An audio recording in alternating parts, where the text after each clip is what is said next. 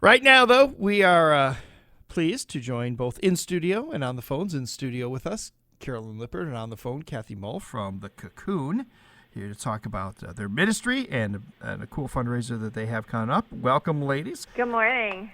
Kathy, first of all, tell us about the Cocoon and the ministry that you guys have to help those who've been caught up in domestic and sexual violence. The Cocoon is Wood County's domestic and sexual violence agency. And so we, in June of last year, which we're super excited about, celebrated our 15th year of serving survivors of domestic and sexual violence right here in Wood County. So we provide really comprehensive services to individuals who are experiencing domestic violence, sexual violence, sex trafficking, stalking, and really helping them on their journey in hopes of finding safety as well as some healing for them as they go through this process. So we operate an emergency shelter for survivors who need a safe place to go. We run a 24/7 hotline. We do legal advocacy with folks, which is helping them navigate things like filing for civil protection orders, navigating the court system. So we really try to do what we call really a holistic approach to survivors and helping them on their journey. How long has the Cocoon been around? So we just celebrated 15 years in June of last year. What was the catalyst to get this going? Wood County, back, about 16 years ago, experienced 4 domestic violence homicides pretty much right back to back. And that was really the catalyst in our community to say, we can do better. We can really provide more comprehensive services for individuals who need it, who are experiencing violence in their home. And so that was really the catalyst for us to get our doors open. And we started solely as providing emergency shelter to folks because prior to us being in the community, there wasn't a shelter option for folks in our county.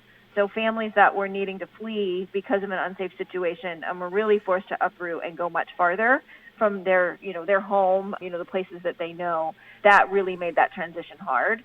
So we were able to, open up our emergency shelter and really provide a much-needed service for families in our community. But over the years, we've really seen that need grow, which has allowed us to expand us to be able to provide so much more for families in our community that need it. Is there a way you can share a story on how the Cocoon has helped somebody?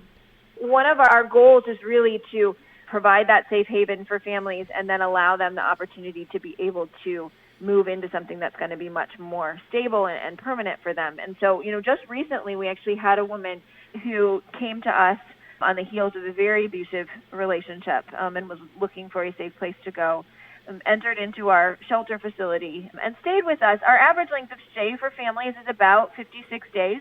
So that's about how long families stay in our shelter and work with our advocates. And then, the goal is to have them exit into something that's going to be much more stable. And so she spent, several months with us in shelter working on next steps for herself, for her family. And she was able to not only exit out of our emergency shelter in her own housing, she was able to find a stable place for herself, for her children. We are also one of the few agencies that allows survivors to bring their pets with them. So she had a cat with her, so she was able to, find a safe place not only, for herself and her children, but also the animals. And we just heard from her, and she's doing amazing.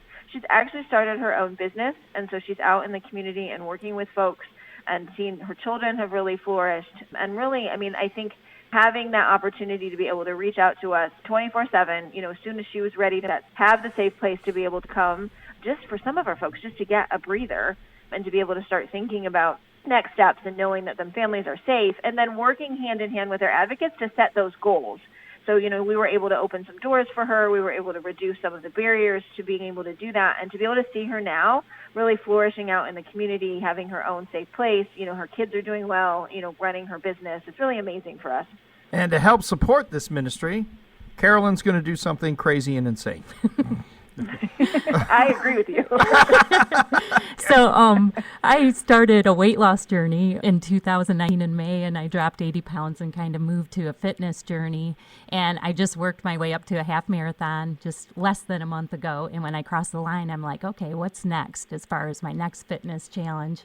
4 days later, David Goggins, he's a Navy SEAL ultra runner. He puts out the 4x4 challenge. So it's 4x4 by 48. And what I do is I run 4 miles every 4 hours, day and night, for 48 hours straight. It totals 48 miles.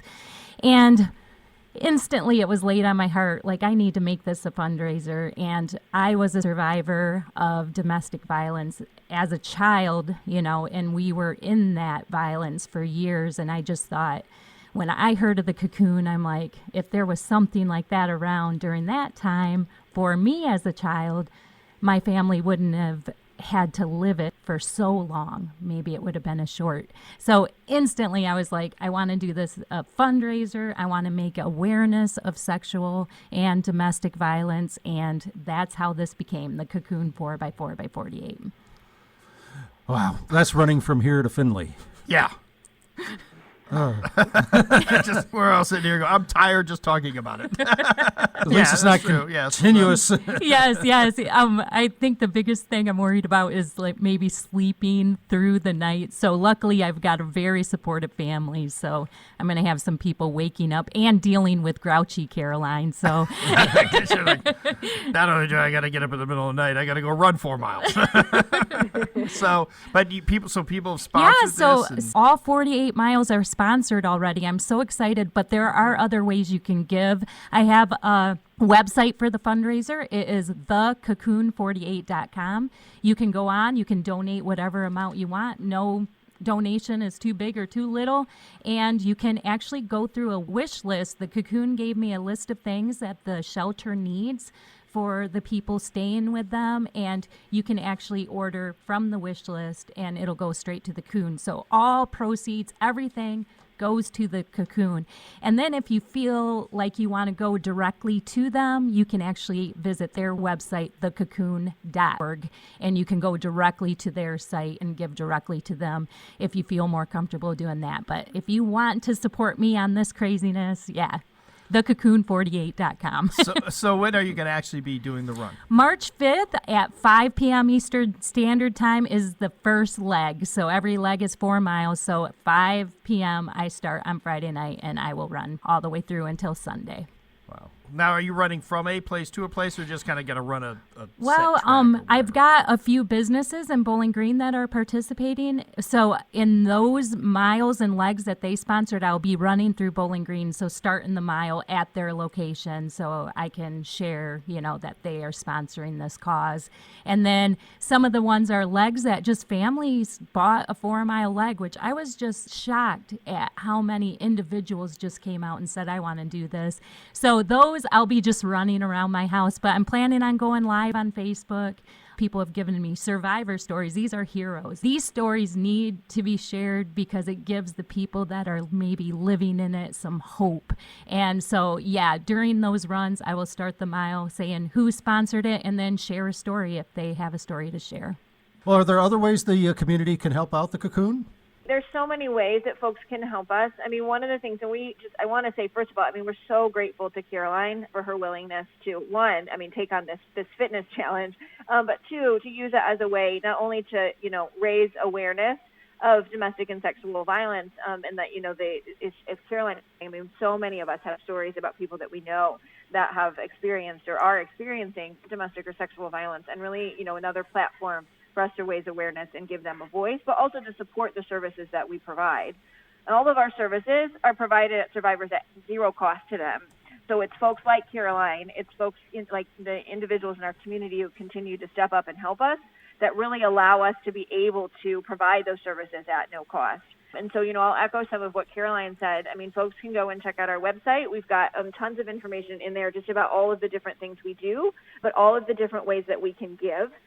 Every dollar that we raise from the community goes back into supporting survivors of domestic and sexual violence. And so we encourage folks that, if they are able to give, that we really do appreciate every donation that we get. We can also use gift cards for groceries or gas. It's really helpful to our families. It allows us to be able to help them with something that, a lot of times when our families are first coming to us, they're really struggling to be able to financially support themselves. And so those grocery cards and gas cards are huge in helping them to be able to get back on their feet. And as Caroline shared, we do post a top 10 list on our Facebook page every week. And so those are really our top 10 needed items. And so we encourage folks, if they'd much rather donate items, that they can go and check that out as well. And then that ensures that we're getting the most needed items that we have. And then there's also some information on our website as well about volunteer opportunities. So we're always looking for folks to help us continue to carry out our mission. And so if anybody is interested in giving of their time, they can definitely check that out. Kathy, if there is somebody that is in a dangerous domestic situation, what would you say to them? Please tell somebody. That's really the first thing that we encourage folks to do. Find a person that you trust. It doesn't have to be us first.